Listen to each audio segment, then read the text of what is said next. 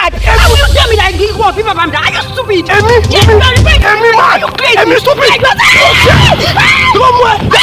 Emi, stupid. Every woman will want to have a man like you. Wait.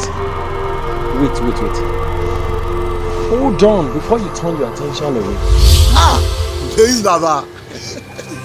Baba wa. Hey, Mori ni mo yo. Àwọn kò sí tani.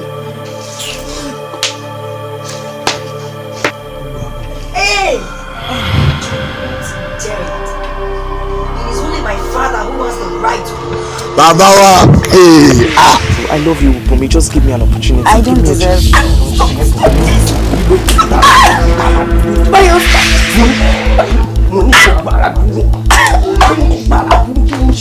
Did you not enjoy yourself? Really? Did you not enjoy? What is your problem, Paula? Rami, what is wrong with you? No, I remember. You are selfish. You are ambitionless. In fact, you are up to no good.